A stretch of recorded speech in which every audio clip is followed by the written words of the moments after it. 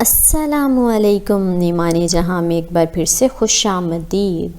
ہمارا ناول ہے جنت کے پتے، جس کی رائٹر ہیں نمرہ احمد، اور آج اس کی قسط نمبر ہے 12۔ لاؤنج میں سوگواریت سی چھائی تھی۔ مسز عبداللہ اور ان کے سرخ بالوں والی بیٹی مہر مغموم سی سامنے صوفوں پہ بیٹھی تھیں۔ حیا کے صوفے سے ذرا دور کارپیٹ پہ مہر کی بیٹی عروہ کشن کا سہارا لیے نیم دراز ریموٹ پکڑے ٹی وی پہ کارٹون دیکھ رہی تھی۔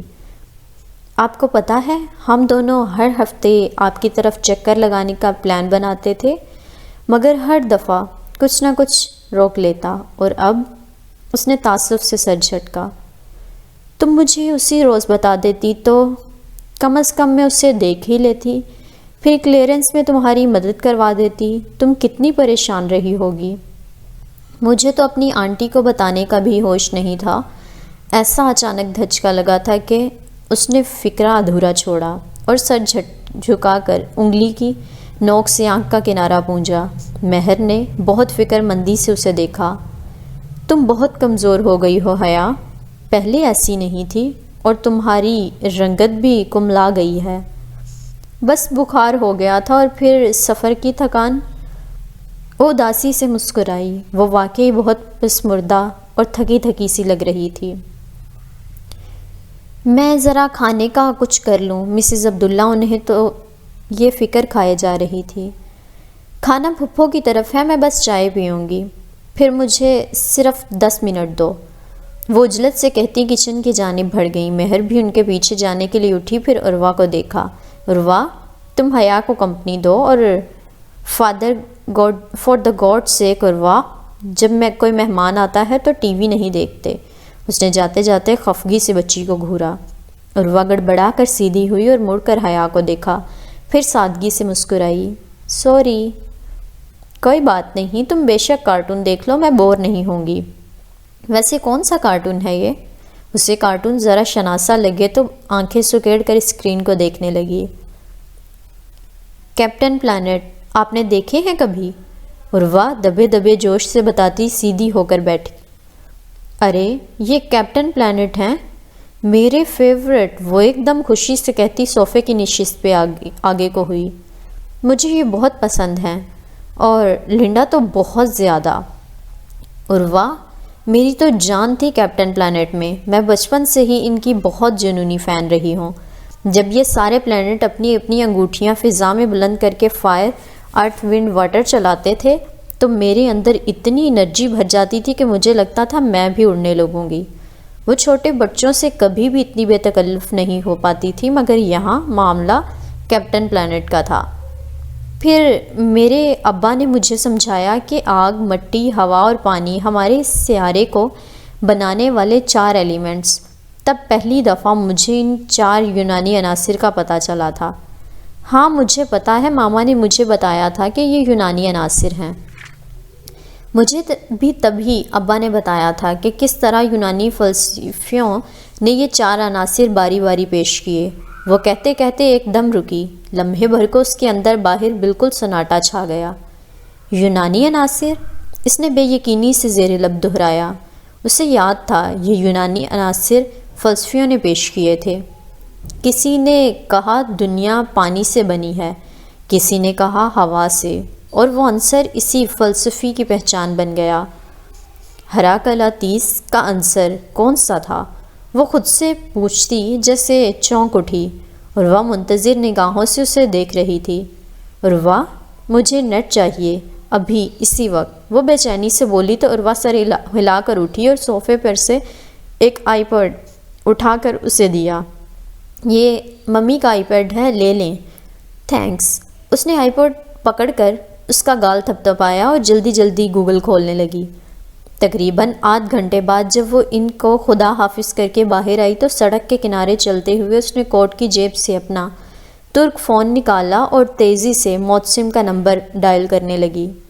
حیا، خیریت؟ وہ فون اٹھاتے ہی ذرا فکر مندی سے بولا۔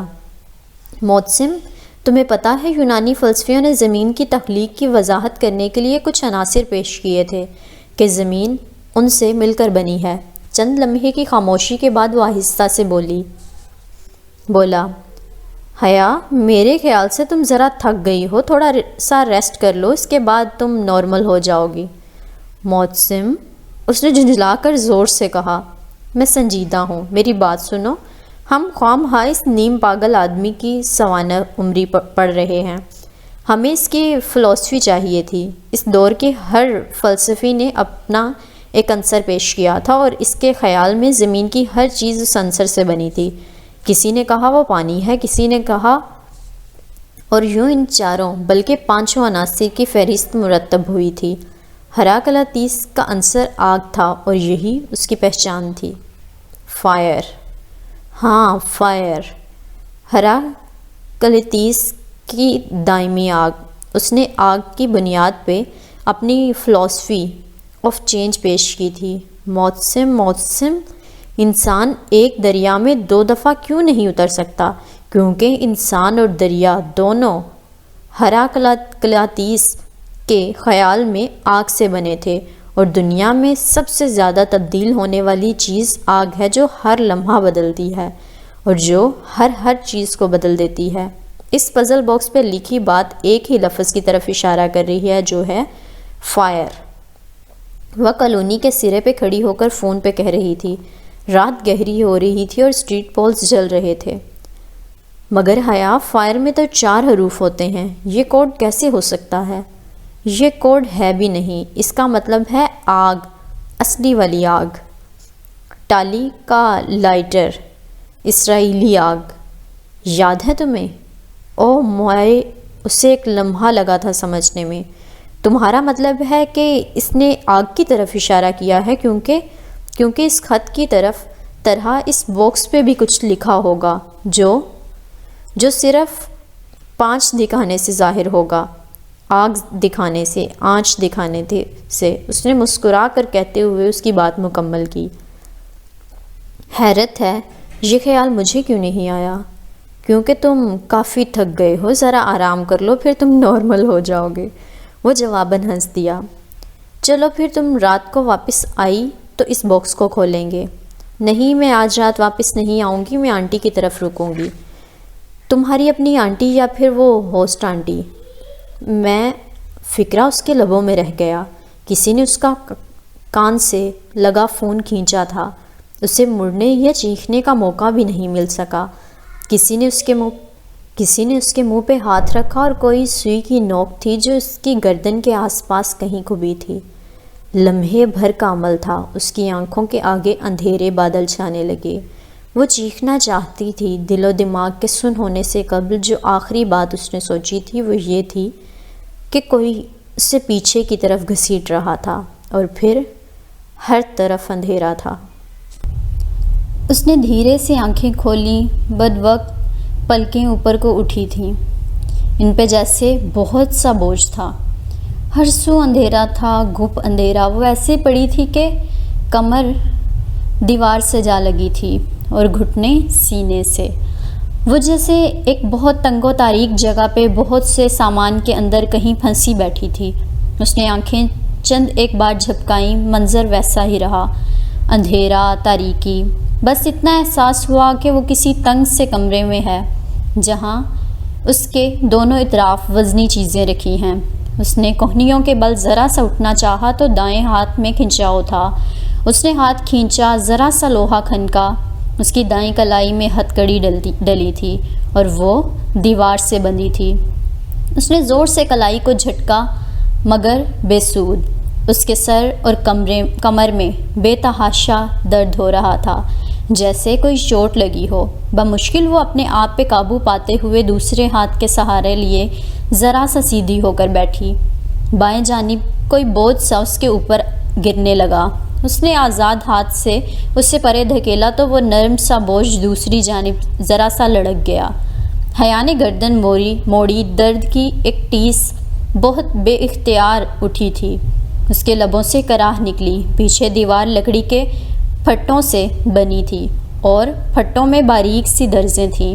اب ذرا آنکھیں اندھیرے کی عادی ہوئیں تو اسے نظر آیا، ان درزوں سے رات کی تاریکی میں زرد سی روشنی جھانک رہی تھی۔ وہ بدوقت چہرہ اس درز کے قریب لائی اور آنکھیں سکیڑ کے جھانکا۔ باہر ہر سو سمندر تھا، سیاہ پانی جو رات کے اس پہر زرد روشنیوں میں چمک رہا تھا۔ پل کی روشنیاں، ہاں وہ پل ہی تھا۔ وہ باسفورس کے سمندر پہ بنے اس پل کے آس پاس ہی کہیں تھی، مگر وہ باسفورس برج نہیں تھا، وہ ذرا مختلف لگ رہا تھا، یا شاید وہ ٹھیک سے دیکھ نہیں پا رہی تھی۔ بائیں طرف موجود پھر سے اس پہ لڑکنے لگا۔ اس نے کوفت سے اسے پرے دھکیلا تو اس کا ہاتھ نم ہو گیا۔ وہ نم ہاتھ چہرے کے قریب لائی اور دور سے آتی روشنی میں دیکھنا چاہا۔ اسے نمی کا رنگ تو نظر نہیں آیا، مگر وہ خون تھا۔ وہ متوحش سی ہو کر ہاتھ اپنے کپڑوں سے رگڑنے لگی۔ اس کا کوٹ اس کی جسم پہ نہیں تھا۔ جو واحد خیال اسے اس وقت آیا تھا وہ بہت تکلیف دہ تھا۔ عبد الرحمن پاشا نے اغوا کروا لیا تھا اسے۔ زور زور سے وہ اپنا ہاتھ سنہری سکوں سے رگڑ رہی تھی۔ جب اس کی انگلیاں ذرا بھاری سی چیز سے ٹکرائیں وہ ٹھہر گئی اور اسے ٹٹولا۔ اس کا چھوٹا سنہری کلچ جو فراک کی بیلٹ کے ساتھ نتھی تھا، اس کے سر میں درد سے ٹیسیں اٹھ رہی تھیں۔ ذہن میں اپنی پھپھو کی آخری گفتگو گونج رہی تھی۔ اس نے شام میں انہیں یقین دلایا تھا کہ رات کھانے پہ وہ ان کے ساتھ ہوگی۔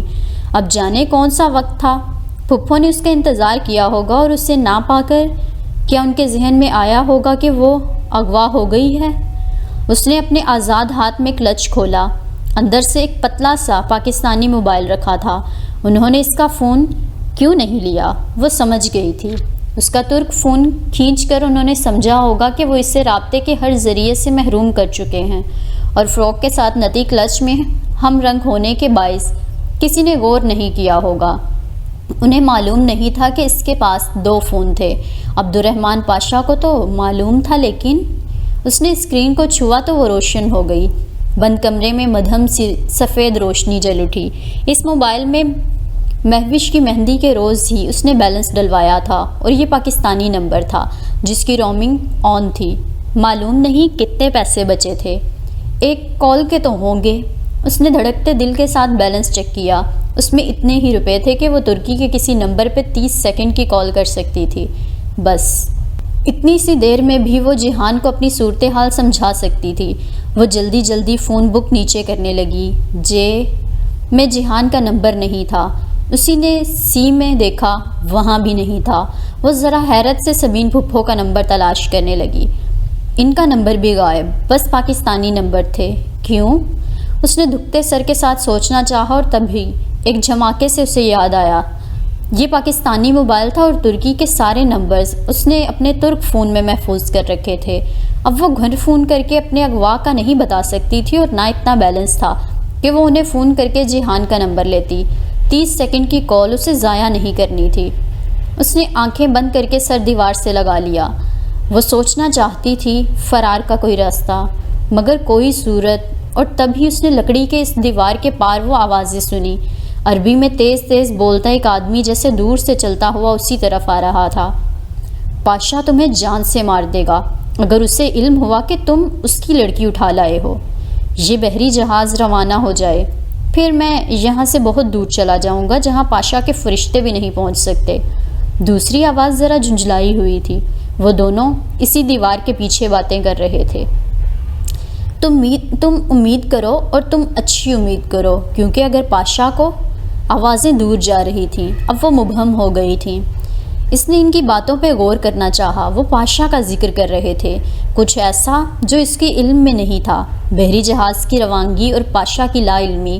تو کیا پاشا کے کہنے پہ اغوا نہیں کی گئی تھی وہ کتنی ہی دیر اپنے درد کرتے سر کے ساتھ سوچنے کی کوشش کرتی رہی، مگر کچھ سمجھ نہیں آ رہا تھا۔ اس نے ہاتھ میں پکڑے فون کو دیکھا۔ اس فون میں ترکی کا ایک ہی نمبر تھا۔ جب وہ ریسٹورنٹ میں اپنا ترک موبائل چھوڑ کر گئی تو اس سے اسی پاکستانی فون پہ پاشا نے کال کیا تھا۔ اس نے وہ نمبر محفوظ نہیں کیا تھا، مگر وہ کال لاگ میں پڑا تھا۔ اس نے کپکپاتی انگلیوں سے لاگ کھولا، وہ خالی تھا۔ صرف ایک کال تھی جو ترکی آتے ہی ابا نے اس سے اس نمبر پہ کی تھی، باقی لاگ ارم نے تو مٹا دیا تھا۔ اس کا سر گھومنے لگا۔ ہر طرف اندھیرا تھا، ہر راستہ مسدود، ہر دروازہ بند۔ وہ 30 سیکنڈ کی کال کس کو کرے؟ سارے ایمرجنسی نمبرز ترک فون میں تھے، اور ترکی کے دوسرے نمبر اسے زبانی یاد نہیں تھے۔ فون نمبر حیا سلیمان کو کبھی زبانی یاد نہیں رہتے تھے۔ بوجھ پھر سے اس پر لڑکنے لگا۔ اس نے موبائل کی روشنی اس پہ ڈالی اور ایک دم بالکل شل رہ گئی۔ وہ لمبے سنہری بالوں والی ایک خوبصورت سی لڑکی تھی جو اس پر گری تھی۔ اس کے منہ اور کندھے سے خون نکل رہا تھا۔ بغیر آستین کے قمیص سے جھلکتے اس کے سنہری بازو پہ کچھ لکھا تھا۔ اس نے پھٹی پھٹی آنکھوں سے اسے دیکھتے ہوئے اس کے بازو پہ موبائل کی روشنی کی۔ وہاں سیاہ رنگ سے انگریزی میں لکھا تھا نتاشا۔ نتاشا شاید اس کا نام تھا، اور وہ اس کے نام کا ایک بدصورت سا ٹیٹو تھا یا جلا ہوا کوئی داغ۔ اس نے موبائل کی روشنی ادھر ادھر دوڑائی۔ اسے چھوٹے سے ڈربے میں ہر طرف لڑکیاں تھیں، ایک دوسری کے اوپر گری ہوئی، بے ہوش بے سدھ پڑی۔ کسی کے چہرے پہ نیل تھے تو کسی کے بازوؤں پہ خراشیں یا جمع ہوا خون۔ خون کی بو، سر میں اٹھتا شدید درد۔ اس کا جی ایک دم سے متلانے لگا تھا۔ اسے محسوس ہوا وہ پھر سے ہوش کھو دے گی۔ اپنے ناکارہ فون کو کھلے کلچ میں ڈالتے ہوئے اس کی نگاہ اندر پڑے کارڈ پہ پڑی، جس نے جلدی سے وہ کارڈ نکالا۔ اتصالات کا کالنگ کارڈ جو انہوں نے ابوظبی میں خریدا تھا، مگر اب وہ بیکار تھا۔ اس نے اندر انگلیاں ڈال کر ٹٹولا اور پھر یہ طے شدہ کارڈ نکالا۔ کارڈ کو سیدھا کر کے اس نے گھٹنوں پہ رکھا اور موبائل کی روشنی اس پہ ڈالی۔ آف وائٹ کارڈ پہ لکھے سیاہ الفاظ روشن ہوئے، شیخ عثمان شبیر۔ نیچے ترکی کے 3 نمبرز لکھے تھے، آفس، گھر اور موبائل کا۔ اس کا دل نئی امید سے دھڑکنے لگا۔ اسے ایکسٹینشن یاد نہیں آ رہی تھی، کوئی تاریخ تھی، کوئی نشان، کوئی مشہور واقعہ۔ اس نے آنکھیں بند کر کے یاد کرنے کی کوشش کی۔ اسے یہ 30 سیکنڈ کی کال ضائع نہیں کرنی تھی، مگر اسے یاد نہیں آ رہا تھا۔ سر میں اٹھتا درد اب ناقابل برداشت ہوتا جا رہا تھا۔ اس نے آنکھیں کھول کر دوبارہ کارڈ کو دیکھا اور کچھ سوچ کر موبائل نمبر ملایا اور فون کان سے لگایا۔ ترک میں ریکارڈنگ چلنے لگی، جس کا مطلب یہ تھا کہ فون بند ہے۔ اس نے ڈوبتے دل کے ساتھ گھر کا نمبر ملایا۔ گھنٹی جا رہی تھی، وہ بے چینی سے لب کاٹتی سنے گئی۔ اس کا امید کا دیا بار بار جلتا بجھتا جا رہا تھا۔ بند کمرے میں خون کی عجیب سی بو پھیلی تھی، اس سے سانس لینا دشوار ہو رہا تھا۔ دوسری جانب گھنٹی ابھی تک جا رہی تھی۔ Please Allah please. اس کی آنکھوں سے آنسو گرنے لگے۔ السلام علیکم۔ اسی لمحے فون اٹھا لیا گیا۔ کون؟ عثمان انکل، وہ تیزی سے بولی۔ نہیں، میں ان کا بیٹا سفیر۔ وہ جو بھی تھا ذرا چونکا۔ میں حیا بول رہی ہوں، حیا سلیمان۔ میں عثمان انکل کے ساتھ آئی تھی Etihad airline, Sabanci university exchange student. وقت کم تھا اور وہ اسے تعارف میں ضائع نہیں کر سکتی تھی۔ کیا ہوا؟ آپ ٹھیک تو ہیں؟ نہیں، مجھے ان لوگوں نے اغوا کر لیا ہے۔ یہاں پر کوئی کمرہ ہے، میں اس میں بند ہوں۔ یہاں 6-7 لڑکیاں اور بھی ہیں۔ پلیز کسی سے کہیں میری مدد کرے۔ وہ تیز تیز بولتی گئی۔ 1 منٹ، مجھے بتائیں آپ کس جگہ پر ہیں؟ کوئی آئیڈیا یا آپ کو کسی کھڑکی وغیرہ سے باہر دیکھ سکتی ہیں؟ ہاں، یہاں باہر سمندر ہے، مجھے ایک فیری نظر آ رہی ہے اور ادھر پل ہے، بس فورس برج نہیں۔ یہ رابطہ کٹ گیا۔ اس نے بوکھلا کر اسکرین کو دیکھا اور پھر اس باریک درد سے جھلکتے منظر کو۔ اس نے باسفورس برج کہہ دیا تھا، جبکہ وہ باسفورس برج نہیں تھا۔ وہ پہچانی تھی، یہ سلطان احمد برج تھا، شہر کے دونوں حصوں کو ملانے والا دوسرا پل۔ اس نے اپنی لوکیشن ہی غلط بتائی تھی۔ اب وہ بے بسی سے موبائل کو دیکھے گئی۔ بیلنس ختم ہو گیا تھا اور اب وہ کال ریسیو کرنے سے بھی قاصر تھی۔ دروازے پہ آہٹ ہوئی، تالا کھلنے کی آواز۔ اس نے جلدی سے فون کلچ میں ڈال کر اسے بند کیا اور گردن ایک طرف ڈھلکا کر آنکھیں موند لیں۔ دروازہ بھاری چڑچڑاہٹ کے ساتھ کھلا۔ کوئی اندر آیا۔ اس پہ جھک کر اس کی ہتھکڑی چابی سے کھولی اور پھر اسے بازو سے کسی جانور کی طرح گھسیٹتے ہوئے باہر لے جانے لگا۔ اس کے لبوں سے بے اختیار کراہ نکلی۔ وہ آدمی اسے بڑے کمرے میں لایا اور اب کرسی پہ بٹھا کر اس کے ہاتھ پاؤں کرسی سے باندھ رہا تھا۔ مجھے چھوڑ دو، مجھے جانے دو، وہ منمنائی تھی۔ اس نے جواباً ٹیپ کا ایک ٹکڑا دانت سے کاٹ کر اس کے لبوں سے کس کر چپکا دیا۔ وہ گردن دائیں سے بائیں مارنے لگی۔ ٹیپ سے اس کی آواز گٹ کر رہ گئی تھی۔ وہ توجہ دیے بنا لمبے لمبے ڈگ بھرتا باہر جانے لگا۔ حیا نے نگاہیں پورے کمرے میں دوڑائیں۔ وہ بڑا سا کمرہ تھا۔ ایک طرف بڑا صوفہ رکھا تھا اور دوسری طرف آتش دان، جس کے پاس وہ کرسی سے جکڑی بیٹھی تھی۔ آتش دان میں آگ بھڑک رہی تھی، ہراکلیتس کی دائمی آگ۔ ساتھ ہی لوہے کی چند سلاخیں پڑی الاؤ میں دہک رہی تھیں۔ ان کے سرے پہ انگریزی کے حروف لکھے تھے اور وہ حروف دہک دہک کر سرخ انگارے بن چکے تھے۔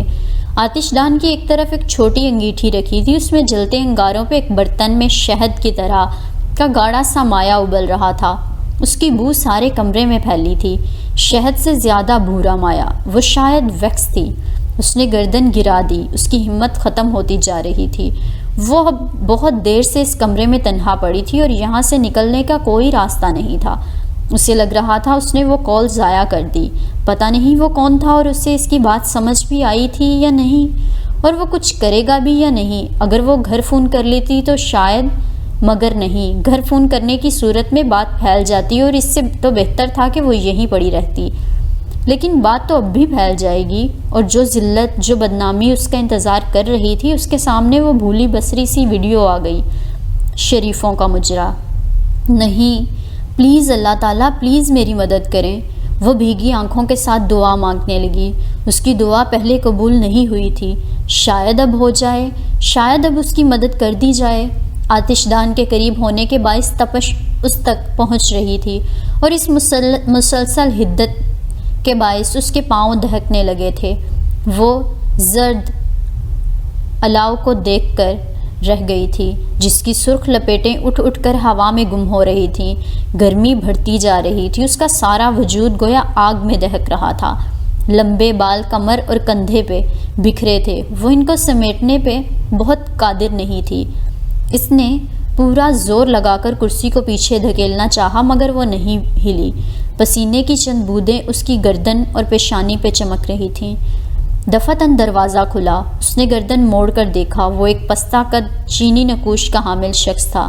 اس کے ہاتھ میں ایک چھوٹا بیگ تھا، اس نے کمرے میں داخل ہوتے ہی میز پہ رکھا، پھر اس کی طرف آیا اور ایک ہاتھ سے کرسی کا رخ اپنی طرف موڑا اور ہاتھ سے ڈکٹ ٹیپ کا کنارہ پکڑ کر کھینچ کر اتارا۔ آہا، نتاشا! وہ قریب سے دیکھنے پہ کوئی روسی لگتا تھا۔ میں نتاشا نہیں ہوں، پلیز مجھے جانے دو۔ ایک امید سی بندھی کہ وہ اسے کسی اور کے دھوکے میں پکڑ لائے تھے۔ Now you are Natasha. English. All right. وہ اس بات میں سر ہلا کر مسکراتا ہوا انگیٹھی کی طرف بڑھ گیا۔ پلیز مجھے جانے دو، وہ اس کی پشت کو دیکھتے ہوئے منت بھرے لہجے میں بولی۔ وہ آگ کے ساتھ کھڑا تھا۔ تپش کا راستہ رک گیا، ذرا سا سکون ملا۔ پوری تپش اب مندمل ہو گئی تھی۔ پور country, tourist girl, poor people. وہ نفی میں سر ہلا کر ایک سلاخ اٹھائے اسے الٹ پلٹ کر دیکھ رہا تھا۔ میرا باپ امیر آدمی ہے، وہ تمہیں تاوان کی رقم دے دے گا۔ سو نتاشا، یو وانٹ انگلش نیم؟ وہ ٹوٹی پھوٹی انگلش میں کہتا اس کی طرف پلٹا۔ وہ جواب دیے بنا یک ٹک اس سلاخ کو دیکھے گی جس پہ لکھا تھا ایم۔ دہک رہا تھا۔ یہ شاید وہ ڈبلیو تھا۔ وہ سلاخ کیوں دہکا رہا تھا؟ کس لیے؟ ایک خوف سا اس کے اندر سر اٹھانے لگا۔ اسے بے اختیار اس کمرے میں بے سدھ پڑی لڑکی کا بازو یاد آیا۔ وہ ٹیٹو نہیں تھا، وہ لمحے بھر میں جان گئی تھی۔ یو وانٹ انگلش نیم؟ وہ اس کے بالکل سامنے آ کھڑا ہوا تھا۔ نو، وہ بے یقینی سے نفی میں سر ہلاتی بڑبڑائی۔ Now this is your name. وہ سلاخ کو دہکاتا لوہا اس کے قریب لایا۔ نہیں، وہ گردن دائیں بائیں ہلاتی زور سے چلانے لگی۔ وہ اسے اس گرم لوہے سے داغنے لگا تھا۔ اس کا چہرے خوف، دہشت سے سفید پڑ گیا تھا۔ یور نیم، اس نے جتا کر کہتے سلاخ حیا کے بازو کے قریب کی، جہاں فروک کی آستین ختم ہوتی تھی، کندھے سے ذرا نیچے۔ وہ سلاخ قریب لے گیا۔ اسے دہکتے انگارے کی حدت محسوس ہوئی۔ وہ تڑپ کر ادھر ادھر سر مارنے لگی۔ نہیں، پلیز نہیں۔ اس لمحے اس نے بہت دل سے دعا کی تھی کہ کوئی آ جائے اور اس پستہ قد روسی سے اسے نجات دلا دے۔ کوئی آ جائے، چاہے وہ عبد الرحمن پاشا ہی کیوں نہ ہو، کوئی تو۔ روسی نے دہکتا ہوا لوہا اس کے بازو کے اوپری حصے پر رکھ دیا تھا۔ اور دبایا۔ وہ بری طرح سے بلبلا اٹھی۔ اس کے حلق سے ایک دل خراش چیخ نکلی تھی، مگر وہ اسی طرح زور دے کر سلاخ دبائے کھڑا تھا۔ اندر سے ماس جلنے لگا تھا۔ وہ روح میں اتر جانے والی، زخمی کر دینے والی بدترین جلن تھی۔ وہ چیخ تھی، وہ رو رہی تھی۔ چند لمحے بعد اس نے سلاخ اٹھا لی۔ وہ مکمل طور پر جل گئی تھی۔ روسی دوبارہ پلٹا اور سلاخ رکھ دی۔ اس کے دائیں بازو کے اوپری حصے پر سیاہ جلا ہوا حرف لکھا تھا۔ روسی واپس اس کے سامنے آ کھڑا ہوا۔ حیا نے متورم سرخ نگاہیں اٹھا کر اسے دیکھا اور دہل کر رہ گئی۔ اس کے ہاتھ میں دوسری سلاخ تھی جس پہ HO لکھا تھا۔ اوپر تلے لکھے دونوں حروف انگارہ بن چکے تھے۔ نہیں، تمہیں اللہ کا واسطہ ہے، نہیں۔ وہ وحشت سے تڑپی تھی، خود کو پیچھے دھکیلنے لگی، مگر رسیوں نے اسے اتنی مضبوطی سے جکڑ رکھا تھا کہ وہ ہل بھی نہ پائی۔ نہیں، وہ خوف سے چلا رہی تھی۔ وہ مسکراتے ہوئے آگے بڑھا، سیاہ داغے گئے حرف تلے سلاخ گاڑ دی۔ کھولتا ہوا گرم درد، دہکتے انگارے، آگ اس کی تکلیف آخری حد کو چھونے لگی۔ وہ درد سے گھٹی گھٹی سی چیخ رہی تھی۔ اسے لگا وہ اس تکلیف میں مرنے والی ہے۔ وہ جسم کے اندر تک گھس جانے والی، جلا دینے والا درد تھا۔ چند لمحوں بعد اس نے سلاخ ہٹائی تو حیا کی گردن بے دم سی ہو کر ایک جانب ڈھلک گئی۔ اس کا تنفس آہستہ آہستہ چل رہا تھا۔ تکلیف سے وہ ہوش کھو دینے والی تھی۔ اس کا چہرہ آنسوؤں سے بھیگا تھا، مگر مزید رونے کی سکت وہ خود میں نہیں پاتی تھی۔ روسی اب تیسری سلاخ اٹھا لایا تھا۔ اس پہ RE لکھا تھا۔ حیا نے تکلیف سے بند ہوتی آنکھوں سے اسے دیکھا۔ اس میں مزید کچھ کہنے کی سکت نہیں تھی۔ وہ ساری زندگی فلم کی طرح اس کی نگاہوں کے سامنے گھومنے لگی۔ بچپن کے دن، یادیں، اس کے نانا کا گھر، اس کی نانی اس کے لمبے بالوں میں کنگھی پھیر رہی تھی۔ منظر بدل گیا۔ وہ اور روہیل کار کی پچھلی سیٹ پہ بیٹھے تھے، اسکول بیگ لیے۔ وہ اسکول جا رہے تھے۔ روہیل کچھ بتا رہا تھا اور وہ ہنس رہی تھی۔ پھر اس نے خود کو ابا کی لائبریری میں دیکھا۔ وہ ان کی ایک موٹی سی کتاب کھول رہی تھی جس میں سوکھا پھول رکھا تھا۔ وہ اس نے خود ہی وہاں رکھا تھا۔ اب وہ تایا فرقان کو اپنے عید کے کپڑے ہینگر سے اٹھائے دکھا رہی تھی اور وہ اس کا جوش و خروش اور خوشی دیکھ کر مسکرا رہے تھے۔ روہیل اس کے ساتھ لون میں بھاگ رہا تھا۔ ان کے آگے 2 خرگوش دوڑ رہے تھے۔ وہ دوڑ دوڑ کر تھک گئی تھی۔ اس کے لمبے بال کمر پہ بکھرے تھے۔ خرگوش گھاس پہ دور بھاگتے جا رہے تھے، سفید نرم نرم سے خرگوش۔ روسی نے گرم سلاخ اس کے بازو میں مس کی۔ ایک کھولن سی اس کے اندر اتری تھی۔ اگلے ہی پل اس نے کرنٹ کھا کر سلاخ ہٹائی۔ کہیں فون کی گھنٹی بجی تھی۔ خرگوش غائب ہو گئے، دور ہر شے پہ غالب۔ وہ پہلی 2 دفعہ سے کئی گنا زیادہ شدید درد تھا، کیونکہ سلاخ جلدی ہٹانے کے باعث جلد پوری نہیں جلی تھی اور حسیات باقی تھیں۔ اسے لگتا تھا کہ اس کی ہمت ختم ہو گئی ہے، مگر وہ پھر سے رو رہی تھی۔ Phone, your phone. آواز کے تعاقب میں وہ آگے بڑھا اور اس کے فراک کی بیلٹ سے لگا پرس نوچا۔ سیفٹی پن ٹوٹ گئی، کپڑا پھٹ گیا۔ اس نے تیزی سے پرس کھولا اور فون نکالا۔ وہ زور زور سے بج رہا تھا۔ شدید تکلیف میں بھی وہ پہلی بات اس کے ذہن میں آئی تھی وہ یہی تھی کہ اس کا فون رومنگ پہ تھا اور بیلنس ختم۔ پھر فون کیسے بجا؟ روسی کبھی بے یقینی سے اسے دیکھتا، کبھی فون کو۔ پھر اس نے فون کان سے لگایا۔ دوسری طرف سے کچھ کہا گیا۔ اس پہ اس نے جلدی سے فون بند کیا اور پوری قوت سے اسے دیوار پہ دے مارا۔ فون کی اسکرین چکنا چور ہوتی زمین پہ جا گری۔ You called some one? وہ وحشیوں کی طرح اس پہ جھپٹا اور گردن کے پیچھے سے بال دبوچ کر اس کا چہرہ سامنے کیا۔ حیا نے نیم جان نڈھال آنکھوں سے اسے دیکھا اور پھر اس کے منہ پہ تھوک دیا۔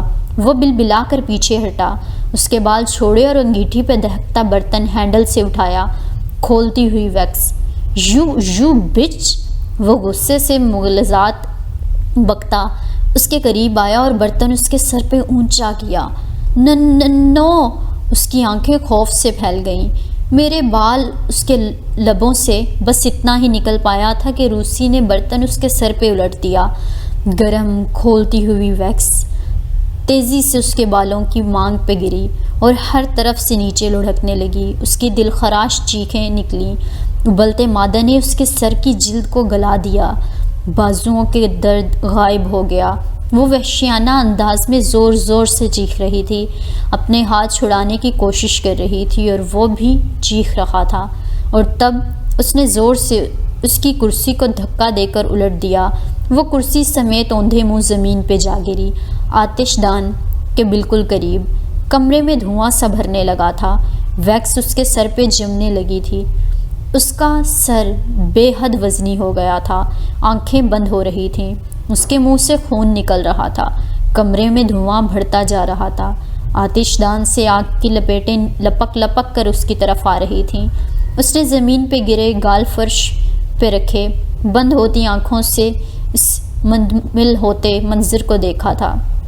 دھوئیں کے اس پار کوئی اس روسی کا سر پکڑ کر دیوار سے مار رہا تھا۔ چیخیں، دھواں، آگ، خون، اس کا پورا جسم آگ میں دہک رہا تھا۔ جو آخری شے اس نے دیکھی وہ اس کا سیاہ فراق کا دامن تھا۔ آگ کی ایک لپیٹ نے اسے چھو لیا تھا۔ اس نے سیاہ کپڑے کو زرد شعلے میں بدلتے دیکھا۔ ہر طرف دھواں تھا اور وہ جانتی تھی کہ وہ مر رہی تھی۔ اس کے سفید خرگوش اس دھوئیں میں غائب ہو رہے تھے۔ وہ جل کر مر رہی تھی۔ ہراکلیتس کی دائمی آگ ہر سو پھیل رہی تھی۔ اس نے دھیرے سے آنکھیں کھولیں۔ وہ سفید چھت اس کی نگاہوں کے سامنے تھی، جس پہ خوبصورت نقش و نگار بنے تھے۔ درمیان میں ایک قیمتی نفیس فانوس لٹک رہا تھا۔ اس کا سر ایک نرم گداز تکیے پہ تھا اور مخملی کمبل گردن تک ڈالا تھا۔ اس نے ایک خالی خالی سی نگاہ کمرے پہ دوڑائی۔ وسیع و عریض پرتعیش بیڈ روم، ایک طرف دیوار گیر کھڑکی کے آگے برابر کیے گئے سفید جالی دار پردے، جن سے صبح کی روشنی چھن چھن کر اندر آ رہی تھی۔ اس نے آنکھیں پھر سے موند لیں اور ان پہ بازو رکھ لیا۔ ان گزرے دنوں میں سوتی جاگتی کیفیت میں وہ بہت روئی تھی، بہت چلائی تھی۔ یہ کمرہ اس نے دیکھا تھا، وہ ادھر ہی لائی گئی تھی۔ ہاتھ سے لگی ڈرپ، اپنے بالوں میں نرمی سے چلتے اس بھوری آنکھوں والی لڑکی کے ہاتھ، وہ انجیکشن، نیم بے ہوشی، اسے ٹوٹا ٹوٹا سب یاد تھا۔ اور اس ڈوبتی ابھرتی نیند میں بھی وہ جانتی تھی کہ وہ بیوقدا میں ہے، عبد الرحمن پاشا کے سفید محل میں۔ دروازے پہ دھیرے سے دستک ہوئی اور پھر وہ ہلکی سی چرچراہٹ کے ساتھ کھلا۔ قدموں کی نرم سی آواز بیڈ کے قریب آئی۔ اس نے آنکھوں سے بازو نہیں ہٹایا۔ وہ جانتی تھی کہ یہ کون تھی۔ صبح بخیر، نیند پوری ہو گئی ہے تو اٹھ جاؤ، ناشتہ کر لو۔ نرم لہجے کے ساتھ اسے سائڈ ٹیبل پہ ٹرے رکھنے کی آواز آئی۔ وہ ہلی تک نہیں۔ نیند اچھی ہے، لیکن زیادتی اگر اچھی چیز کی بھی ہو تو نقصان دہ ہوتی ہے۔ یہ کھیرے کا سوپ ہے اور ساتھ ناشتہ۔ حیا ہنوز آنکھوں پہ بازو رکھے لیٹی رہی۔ اور یہ عبد الرحمن کی کال ہے، وہ تم سے بات کرنا چاہتا ہے۔ اس نے بازو چہرے سے ہٹایا، سبز اسکارف چہرے کے گرد لپیٹے، نیچے سرمئی اور گلابی پھولدار اسکرٹ پہ لمبا سفید سویٹر پہنے، وہ ہاتھ میں پکڑا کارڈ لیس فون اس کی جانب بڑھائے ہوئے تھی۔ لو بات کرو۔ اس کے کم عمر چہرے پہ ایک معصومیت بھری شفافیت تھی، اور اس کی آنکھیں جو رات میں حیا کو بھوری لگی تھیں، صبح کی روشنی میں سبز لگ رہی تھیں۔ وہ دنیا کا سب سے شفاف، سب سے خوبصورت چہرہ تھا۔ مجھے اس سے بات نہیں کرنی، وہ بولی تو اس کی آواز بیٹھی ہوئی تھی، بہت چیخنے کے باعث اب گلا جواب دے گیا تھا۔ وہ کہہ رہی ہے اسے تم سے بات نہیں کرنی، اس نے فون کان سے لگا کر نرم لہجے میں انگریزی میں بتایا۔ وہ کہہ رہا ہے ایک دفعہ اس کی بات سن لو، اس سے کہو جو اس نے میرے لیے کیا میں اس کی احسان مند ہوں، شکر گزار ہوں، لیکن اگر اس کے بدلے میں وہ مجھے یوں اذیت دینا چاہتا ہے تو میں ابھی اسی وقت اس گھر سے چلی جاؤں گی، وہ بے حد رخائی سے بولی۔ عائشہ گل کا چہرہ جواباً ویسا ہی نرم اور شفاف رہا۔ اس نے سن کر فون کان سے لگایا اور ساری بات منوعاً انگریزی میں دہرا دی۔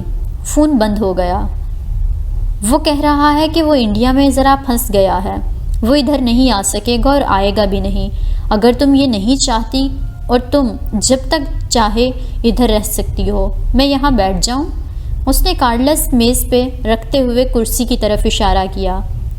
وہ نہ اجنبیوں سے جلد گھلتی ملتی تھی اور نہ ہی اسے پاشا کے گھر والوں سے راہ و رسم بڑھانے میں دلچسپی تھی، مگر اس لڑکی کا چہرہ اتنا نرم اور دوستانہ تھا کہ خود بخود اس کی گردن اثبات میں ہل گئی۔ شکریہ، وہ اسی مدھم مسکراہٹ کے ساتھ کہتی کرسی پہ ٹیک لگا کر بیٹھی۔ سفید سویٹر میں مقید کوہنیاں کرسی کے دونوں بازوؤں پہ رکھیں اور ہتھیلیوں کو ایک دوسرے میں پھنسائے عادتاً اپنی انگوٹھی انگلی میں گھمانے لگی۔ تمہاری طبیعت کیسی ہے؟ ٹھیک ہے، وہ کوہنی کے بل ذرا سی سیدھی ہو کر بیٹھ گئی۔ تم عبد الرحمن کی طرف سے پریشان مت ہونا، اس نے کہا ہے کہ نہیں آئے گا تو نہیں آئے گا۔ جو اس نے تمہارے لیے کیا وہ اس کا فرض تھا۔ سفیر کی فیملی سے ہمارے پرانے تعلقات ہیں۔ جب تم نے سفیر کو فون کیا تو اس نے عبد الرحمن کو اپروچ کیا، یوں پولیس کی مدد لے کر وہ تمہیں وہاں سے نکال لائے۔ مجھے کس نے اغوا کیا تھا؟ وہ بہت دیر بعد بس اتنا کہہ پائی۔ یہاں بہت سے گروہ ہیں جو روس، مالدووا اور یوکرائن سے لڑکیاں اغوا کر کے یا دھوکے سے ادھر لاتے ہیں۔ اس کے علاوہ ان ٹورسٹ لڑکیوں کو جن کا تعلق کسی ایسے غریب ملک سے ہو کہ ان کے گھر والے ترکی آ کر زیادہ دیر تک کیس کا تعاقب نہ کر سکیں، ان کو بھی یہ اغوا کرتے ہیں۔ ایک دفعہ ان کے پاس پہنچنے کے بعد سب لڑکیاں نتاشا بن جاتی ہیں۔ یہ ان نتاشا کو آگے بیچ دیتے ہیں اور ان سے وائٹ سلوری کروائی جاتی ہے۔ اس نے تکلیف سے آنکھیں موند لیں۔ اسے یاد آ گیا تھا، نتاشا ترکی میں کام کرنے والی روسی کال گرل کو کہتے ہیں۔ تم چھوڑو یہ سب، اپنے گھر فون کر لو، 2 دن ہو گئے ہیں، تمہیں انہیں اپنی خیریت کی اطلاع تو دینی چاہیے۔ اس نے جواب نہیں دیا، بس خالی نگاہوں سے کھڑکی کی جالی دار پردے کو دیکھتی رہی جو ہوا سے ہولے ہولے پھڑپھڑا رہا تھا۔ اس کے پاس جواب تھا بھی نہیں۔ میں اور بہارے جنگل تک جا رہے ہیں، تم چلو گی؟ اس نے بنا تردد کے نفی میں گردن ہلا دی۔ عائشہ کے چہرے پہ ذرا سی اداسی پھیلی۔ چلو، جیسے تمہاری خوشی، آج نہیں تو کل ضرور ہمارے ساتھ چلنا۔ اس نے فوراً خود ہی نئی امید ڈھونڈ لی اور اٹھ کھڑی ہوئی۔ ناشتہ ضرور کرنا، مہمان بھوکا رہے تو میزبان کا دل بہت دکھتا ہے، شفتگی سے کہتی اس نے کرسی واپس رکھی اور باہر چلی گئی۔ حیا نے کمبل اتارا اور اٹھ کر پاؤں نیچے رکھے۔ نرم گداس کمبل قالین میں پاؤں گویا دھنس سے گئے۔ وہ اپنے پیروں پہ کھڑی ہوئی تو کمر میں درد کی لہر اٹھی۔ کرسی سمیت گرنے سے اس کے کندھوں، کمر اور گھٹنوں پہ بہت سی چوٹیں آئی تھیں۔ وہ قالین پہ ننگے پاؤں چلتی ڈریسنگ ٹیبل کے قد آور آئینے کے سامنے جا کھڑی ہوئی۔ اس کا عکس بہت تھکا نکاہت زدہ سا لگ رہا تھا۔ متورم آنکھوں تلے ہلکے، ایک آنکھ کے نیچے گہرا جامنی سا نیل، پیشانی پہ چند خراشیں، تھوڑی پہ بڑی سی خراش، ہونٹ کا دایاں کنارہ سوجا ہوا، اور اس نے انگلیاں اوپر سے نیچے اپنے بالوں پہ پھیریں۔ یہ ایسے ہی تھے، اتنے ہی لمبے، اتنے ہی گھنے، مگر ان کی چمک کھو گئی تھی۔ وہ ریشمی پن جو ہمیشہ ان میں چمکتا تھا اب وہاں نہیں تھا۔ جانے کیسے عائشہ نے وہ ویکس اتاری اور اس دوران کتنے بال ٹوٹے وہ نہیں جانتی تھی۔ ویکس دھل گئی، مگر جو تکلیف اس نے سہی تھی وہ ایسے نہیں دھل سکتی تھی۔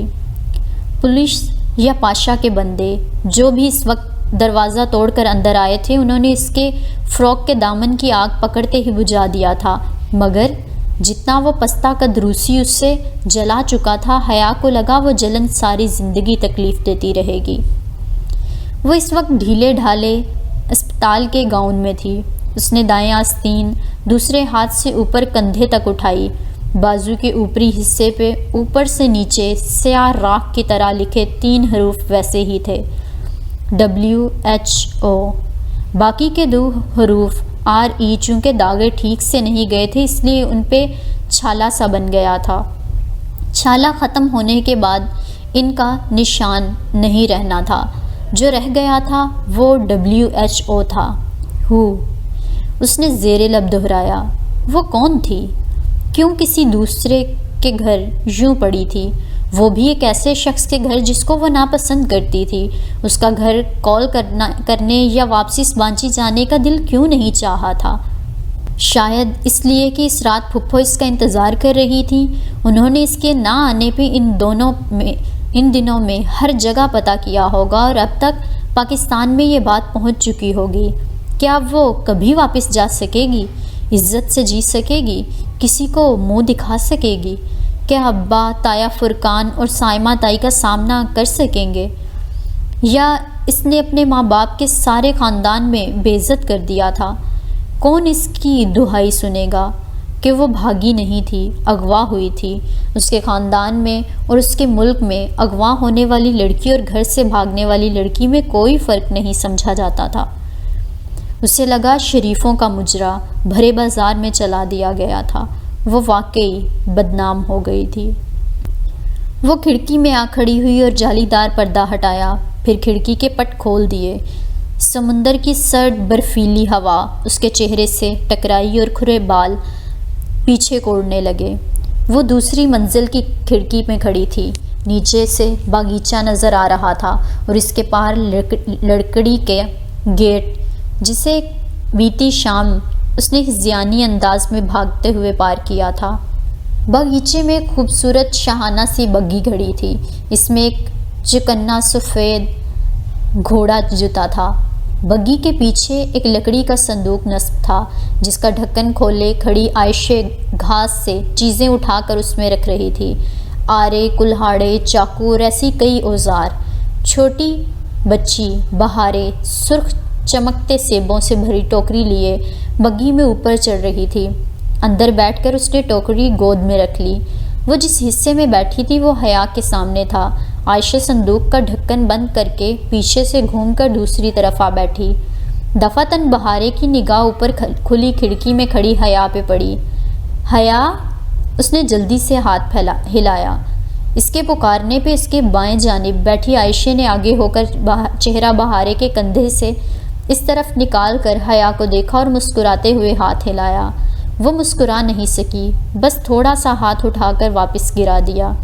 دفعتاً عائشہ نے جھک کر بہارے کے کان میں کچھ کہا تو بچی نے اوہ کہہ کر جلدی سے ٹوکری سے ایک سیب نکالا، اسے اپنی فراک سے رگڑا اور کیچ کہتے ہوئے اوپر کی سمت اچھالا۔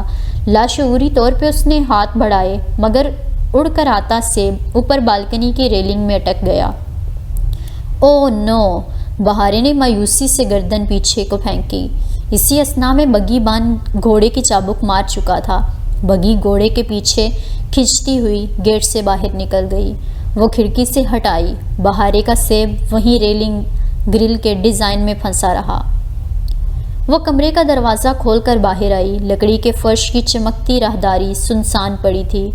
وہ ننگے پاؤں چلتی آگے آئی۔ راہداری کے سرے پہ ایک کمرے کا دروازہ نیم وا تھا۔ اس کے آگے جہاں راہداری ختم ہوتی تھی وہاں ایک گول چکر کھاتا لکڑی کا زینہ تھا۔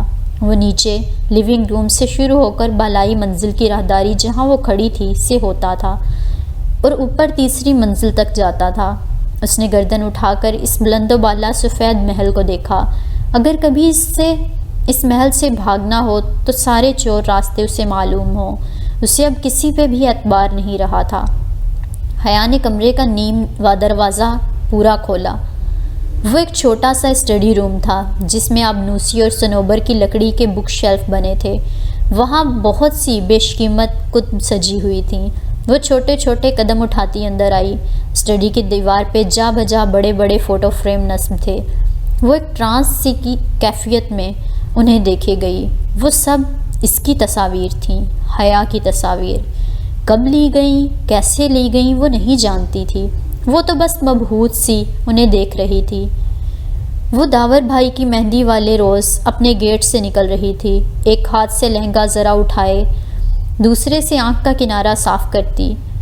وہ کار کی فرنٹ سیٹ پہ بیٹھی تھی، ریڈ فراک میں ملبوس، بال کانوں کے پیچھے اڑستی، مضطرب سی کچھ کہتی۔ داور بھائی کی شادی کی شام البتہ ساتھ فرنٹ سیٹ پہ بیٹھا ولید تصویر میں نہیں تھا، اور یہ تصویر جناح سپر کی تھی۔ وہ سر جھکائے، جیکٹ کی جیبوں میں ہاتھ ڈالے، اس نیم تاریک چبوترے کے سامنے چل رہی تھی۔ سڑک پہ دکانوں کی زرد روشنیوں کا عکس جھلملا رہا تھا، اور بھی بہت سی تصویریں، بہت سے واقعات۔ ایک دم پلٹی اور بھاگتی ہوئی اپنے کمرے میں چلی گئی۔ ہر سو آگ پھیلی تھی، زرد سرخ لپیٹیں کسی اژدہے کی زبان کی مانند لپک لپک کر اس کی جانب بڑھ رہی تھیں۔ وہ وسط میں کھڑی تھی اور اطراف میں دائرے کی صورت میں الاؤ بھڑک رہا تھا۔ شعلے ہر گزرتے پل بڑھتے جا رہے تھے، ہر سو دھواں تھا۔ اس کے سیاہ فراق کا دامن جل رہا تھا، دھواں، سرخ شعلے، ہراکلیتس کی دائمی آگ۔ گرمی کی حدت ناقابل برداشت ہو گئی تھی، وہ بری طرح سے جل رہی تھی۔ پانی، پانی ڈالو میرے اوپر۔ وہ تکیے پہ بند آنکھوں سے گردن ادھر ادھر مارتی ایک جھٹکے سے اٹھ بیٹھی۔ اس کا سارا جسم پسینے میں بھیگا تھا، تنفس تیز تیز چل رہا تھا۔ اسے گرمی لگ رہی تھی۔ وہ لحاف پھینک کر تیزی سے باہر بھاگی۔ لکڑی کا گول چکر کھاتا زینہ اس نے دوڑتے قدموں سے عبور کیا اور بنا کسی طرف دیکھے باہر کا دروازہ پار کر گئی۔ باغیچے میں اتر کر وہ گیٹ سے باہر نکل گئی۔ رات ہر سو پھیلی تھی، بارش تڑا تڑ برس رہی تھی۔ سیاہ آسمان پہ کبھی کبھی چمکیلی بجلی نمودار ہوتی تو پل بھر کو سڑک اور سارے بنگلے روشن ہو جاتے، پھر اندھیرا چھا جاتا۔ وہ دونوں بازو سینے پہ لپیٹے اسی برستی بارش میں سڑک پہ چلتی جا رہی تھی۔ آسمان کے تھال گویا الٹ دیے گئے تھے۔ بارش تڑا تڑ گرتی اس کو بھگو رہی تھی۔ اس کا پاؤں کسی پتھر سے ٹکرایا تو اسے ٹھوکر لگی۔ وہ گھٹنوں کے بل پتھریلی زمین پہ گر گئی، ہتھیلی چھل گئی، گھٹنوں پہ بھی خراشیں آئیں۔ اس نے ہتھیلیاں جھاڑتے ہوئے اٹھنا چاہا، کمر میں درد کی شدید لہر تھی۔ وہ واپس بیٹھ گئی، گھٹنوں کے بل سڑک کے وسط میں۔ پانی سے اس کا لباس بھیگ چکا تھا، بال موٹی لٹوں کی صورت چہرے کے اطراف سے چپک گئے تھے۔ اس کے اندر کی آگ سرد پڑنے لگی تھی، جامنی پڑتے لب کپ کپانے لگے تو وہ اٹھ کھڑی ہوئی۔ کسی معمول کی طرح چلتی ہوئی وہ واپس اس سفید محل تک آئی تھی۔ لیونگ روم کی انگیٹھی میں 2 لکڑیاں جل رہی تھیں۔ اندھیرے کمرے میں آگ اور اوپر لگے مدھم سے زرد بلب کی روشنی نے عجب فسوں طاری کر رکھا تھا۔ جاتے ہوئے اس نے سب نہیں دیکھا تھا، مگر اب چوکھٹ پہ کھڑی وہ دیکھ رہی تھی۔ عائشہ بڑے صوفے پہ سر جھکائے سامنے میز پہ رکھے کاغذ پہ پیمانے سے لکیر کھینچ رہی تھی۔ آہٹ پہ اس نے گردن موڑی۔ آؤ بیٹھو، وہ نرمی سے کہتی صوفے کی ایک طرف ہو گئی اور دونوں ہاتھوں سے وہ لمبا سا کاغذ رول کرنے لگی۔ یہ آگ بجھا دو، وہ آتش دان میں بھڑکتے شعلوں کو دیکھتے ہوئے بولی تو اس کی آواز بھیوکدہ کی بارش کی طرح گیلی تھی۔ عائشہ بنا تردد کے اٹھی اور آتش دان کے ساتھ لگا سوئچ گھمایا۔ آگ بجھ گئی۔ مصنوعی انگارے سرخ رہ گئے، جو دراصل ہیٹر کے راڈ تھے، جس سے بھڑکنے والی آگ اس مصنوعی لکڑیوں کے اوپر یوں بڑھتی گویا اصلی لکڑی جل رہی ہو۔ اب آؤ، اپنی بات دہرا کر عائشہ رول کر کے لپیٹے کاغذ پہ ربڑ بینڈ چڑھانے لگی۔ وہ میکینکی انداز میں چلتی آگے آئی اور صوفے کے دوسرے کنارے پہ ٹک گئی۔ اس کی نگاہیں بجھتے انگاروں پہ تھیں جو اپنا سرخ رنگ کھو رہے تھے۔ اپنے گھر فون کر لو، وہ لوگ پریشان ہوں گے۔ مجھے ڈر لگتا ہے، میں سب کیسے فیس کروں گی؟ آتش دان پہ جمی اس کی بڑی بڑی آنکھوں میں سراسیمگی تیر رہی تھی۔ جس اللہ نے تمہاری پہلے مدد کی ہے وہ اب بھی کرے گا۔ 3 دن ہو گئے ہیں، اب تک سب کو پتہ چل گیا ہوگا۔ جب تمہارا قصور نہیں ہے تو ڈرو مت۔ عائشہ نے کارڈلس اس کی طرف بڑھایا۔ اگر انہوں نے کوئی غلط بات کی تو میں دوبارہ نہیں کہوں گی، مگر ایک دفعہ کوشش کر لو۔ اس نے کارڈلس پکڑتے ہوئے عائشہ کو دیکھا۔ سیاہ اسکارف میں لپٹا اس کا چہرہ مدھم روشنی میں دمک رہا تھا۔ اب اس کی آنکھیں گہری لگ رہی تھیں، سیاہی مائل گہری۔ اس نے وال کلاک کو دیکھا، یہاں آدھی رات تھی تو وہاں 9-10 بجے ہوں گے۔ گھر کا نمبر اسے زبانی یاد تھا۔ وہ بھیگی آنکھوں سے بٹن پش کرنے لگی، پھر فون کان سے لگایا۔ عائشہ اپنے پیمانے پر کار اور پینسل سمیٹ کر چھوٹی تھیلی میں ڈالنے لگی۔ ہیلو، وہ فاطمہ کی آواز تھی۔ ہیلو اماں، میں حیا۔ اس کی آواز میں آنسوؤں کی نمی تھی۔ کیسی ہیں آپ؟ میں ٹھیک ہوں، سوری بیٹا میں تمہیں اتنے دن فون ہی نہیں کر سکی، اصل میں مہوش کی دعوتیں ہو رہی ہیں آج کل پوری فیملی میں، کبھی ادھر کبھی ادھر، اتنی مصروف رہی کہ روز فون کرنا ہی رہ جاتا تھا۔ ابا کدھر ہیں؟ اس سے بولا نہیں جا رہا تھا۔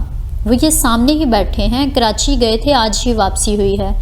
اماں اور بھی بہت کچھ کہہ رہی تھیں، اس کے سینے میں اٹکی سانسیں بالآخر بحال ہونے لگی تھیں۔ دکھتے سر میں وزن ذرا کم ہوا تھا۔ کسی کو پتہ نہیں چلا۔ اماں سے پھپھو کا نمبر لے کر اس نے انہیں کال کی۔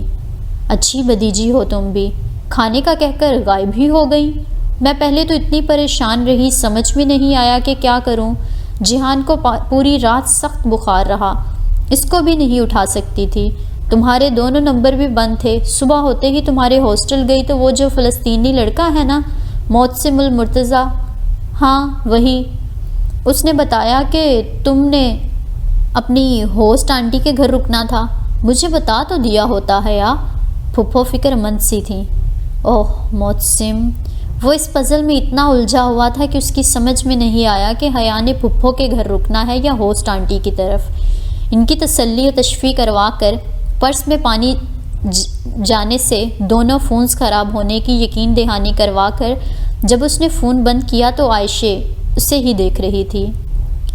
میں نے کہا تھا نا سب ٹھیک ہو جائے گا، اب تم آرام سے ڈھیر سارے دن ہمارے ساتھ رہو، کل ہم تمہیں اپنے ساتھ جنگل لے جائیں گے، چلو گی نا؟ ہاں چلوں گی۔ وہ ذرا سا مسکرائی، اس کے بالوں کے سروں سے قطرے ابھی تک ٹپک رہے تھے۔ آگ سے مت ڈرا کرو، آگ سے اسے ڈرنا چاہیے جس کے پاس اللہ کو دکھانے کے لیے کوئی اچھا عمل نہ ہو۔ تم تو اتنی اچھی لڑکی ہو، تم کیوں ڈرتی ہو؟ اس نے ویران نگاہوں سے عائشہ کا چہرہ دیکھا۔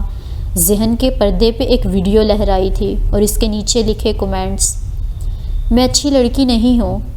کیوں؟ کوئی لڑکی بری نہیں ہوتی، بس اس سے کبھی کبھی کچھ برا ہو جاتا ہے، اور تم سے بھی کچھ اچھا بھی ہوا ہوگا نا؟ تم نے ایک امیر اور طاقتور شخص کے لیے اپنے شوہر کو نہیں چھوڑا، تم نے وفا نبھائی، اس سے بڑی اچھائی کیا ہوگی حیا؟ میری دنیا تمہاری دنیا سے مختلف ہے عائشہ، ہم میں بہت فرق ہے۔ چلو پھر تم ڈھیر سارے دن میری دنیا میں رہو، اور تم مجھے بتانا کہ امید اور انجام کے اعتبار سے کس کی دنیا زیادہ اچھی ہے۔ ساتھ ہی اس نے مسکرا کر نرمی سے حیا کا ہاتھ دبایا۔ تم کون ہو عائشہ؟ میرا مطلب ہے تمہارا۔ اس نے فکرہ ادھورا چھوڑ دیا۔ میں اس گھر کی مالکن ہوں، بہارے میری بہن ہے اور آنے میری دادی کی سگی بہن۔ آنے ترک ہے مگر اس کا شوہر انڈین تھا۔ آنے عبد الرحمن پاشا کی ماں؟ ہاں وہی، مگر ہم آنے کو آنے کہتے ہیں، دادی وغیرہ نہیں۔ تو عبد الرحمن تمہارا چچا لگا؟ وہ سوچ سوچ کر کہہ رہی تھی۔ جواباً وہ سادگی سے مسکرا دی۔ چچا بھائی کا باپ کا سگا بھائی ہوتا ہے، اس لحاظ سے وہ میرا اور بہارے کا چچا ہے، نہ ہی محرم۔ خیر اب تم سو جاؤ، صبح ملتے ہیں۔ وہ سر ہلا کر کھڑی ہوئی، اسے واقعی نیند کی ضرورت تھی۔ اور اس کے ساتھ ہی حیا کی بالآخر کچھ مشکلات، اتنی زیادہ مشکلات کے بعد کچھ اس کے حالات بہتر ہونے لگے ہیں، اور اب اس کا عائشہ گل کے ساتھ گزارا ہوا وقت ایک یادگار وقت بننے والا ہے۔ تو یہ جاننے کے لیے کہ کیسے آپ کو اگلے ایپیسوڈ کا انتظار کرنا پڑے گا۔ تب تک کے لیے اللہ حافظ۔